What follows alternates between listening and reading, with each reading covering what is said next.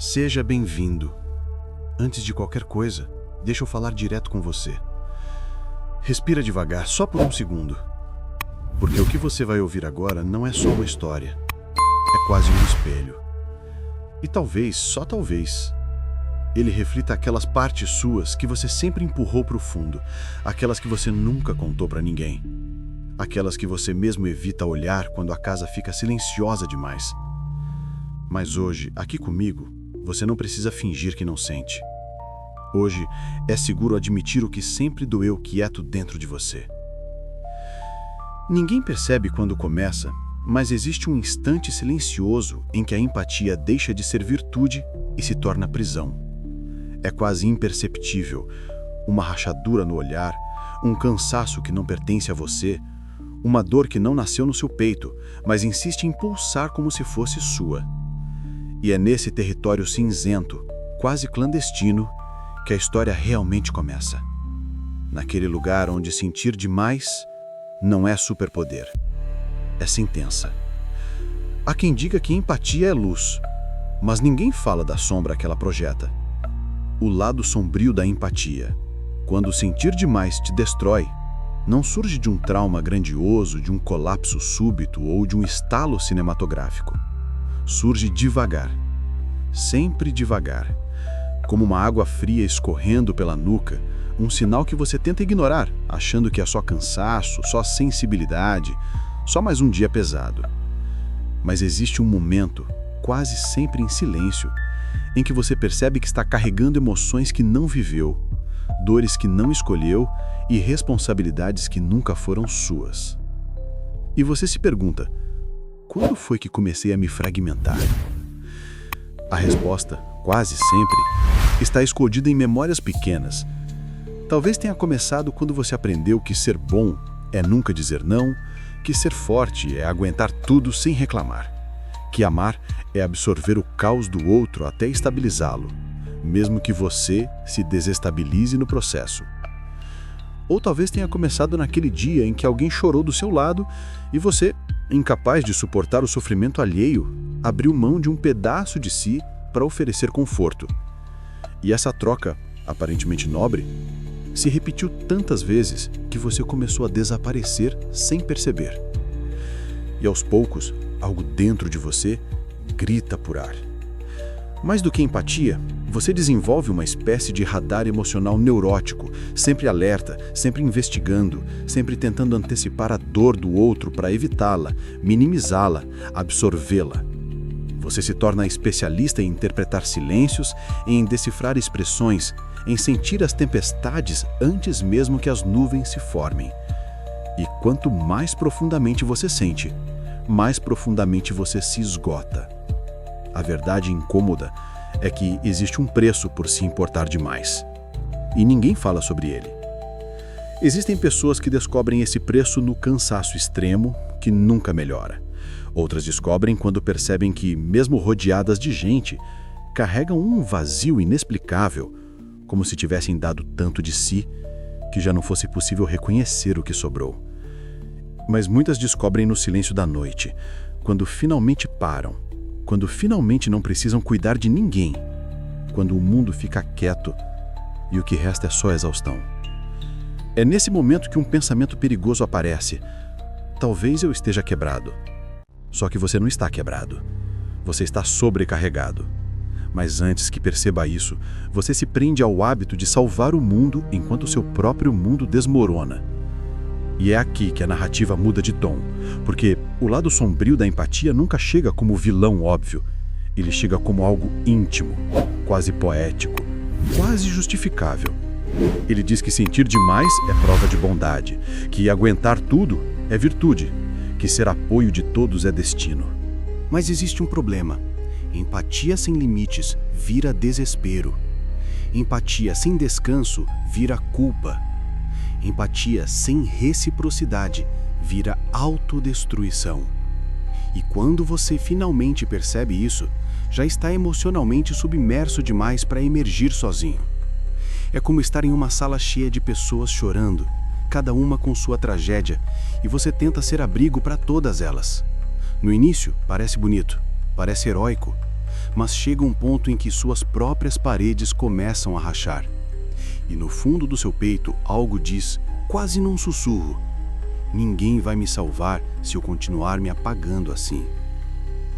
É então que surge aquela sensação estranha de carregar o peso do mundo sem nunca ter pedido por ele, de se preocupar com o humor dos outros antes de se preocupar com sua saúde, de pedir desculpas até quando você está machucado, de tentar evitar conflitos como se qualquer faísca pudesse incendiar tudo, de absorver críticas como se fossem verdades absolutas, de se responsabilizar pelos sentimentos alheios, de tentar manter todos bem enquanto você se afoga. E é nesse ponto, quase invisível, que nasce o esgotamento emocional crônico, aquele estado em que sua mente parece sempre cansada, seu coração parece sempre pesado e sua identidade parece sempre confusa. A empatia profunda que deveria aproximar você das pessoas, agora te distancia de si mesmo. Você sente tanto, tão intensamente, tão constantemente, que começa a duvidar de onde terminam os outros e onde você começa. Aos poucos, você percebe que está vivendo no limite. E é aqui que o conflito interno atinge seu auge. Porque parte de você sabe que precisa se afastar, descansar, dizer não. Mas outra parte, condicionada por anos de autocancelamento emocional, sussurra que recuar é egoísmo, que se proteger é abandono, que priorizar-se é trair alguém. E essa guerra silenciosa dentro de você se repete todos os dias, em todos os cenários, em todos os relacionamentos. O clímax dessa história chega quando você finalmente quebra. E a quebra não é dramática, não é cinematográfica, não é explosiva. Às vezes a quebra é pequena, um comentário bobo que te derruba, uma cobrança que você normalmente aguentaria, um pedido simples que te esgota além do razoável. De repente, você percebe que não tem mais espaço dentro de si. Tudo dói, tudo pesa, tudo te consome. E é nesse ponto, quase invisível, que nasce o esgotamento emocional crônico. Aquele estado em que sua mente parece sempre cansada, seu coração parece sempre pesado e sua identidade parece sempre confusa. A empatia profunda que deveria aproximar você das pessoas, agora te distancia de si mesmo. Você sente tanto, tão intensamente, tão constantemente, que começa a duvidar de onde terminam os outros e onde você começa. Aos poucos, você percebe que está vivendo no limite. E é aqui que o conflito interno atinge seu auge, porque parte de você sabe que precisa se afastar, descansar, dizer não. Mas outra parte, condicionada por anos de autocancelamento emocional, sussurra que recuar é egoísmo, que se proteger é abandono, que priorizar-se é trair alguém. E essa guerra silenciosa dentro de você se repete todos os dias, em todos os cenários, em todos os relacionamentos. O clímax dessa história chega quando você finalmente quebra. E a quebra não é dramática, não é cinematográfica, não é explosiva. Às vezes a quebra é pequena, um comentário bobo que te derruba, uma cobrança que você normalmente aguentaria, um pedido simples que te esgota além do razoável. De repente, você percebe que não tem mais espaço dentro de si. Tudo dói, tudo pesa, tudo te consome. E é nesse ponto quase invisível que a verdade se revela com brutalidade. A empatia que você cultivou como virtude se transformou em algema. Você treinou tanto o seu coração para sentir pelo outro que esqueceu de sentir por si. Você se tornou especialista em acolher o mundo inteiro, mas analfabeto em acolher suas necessidades.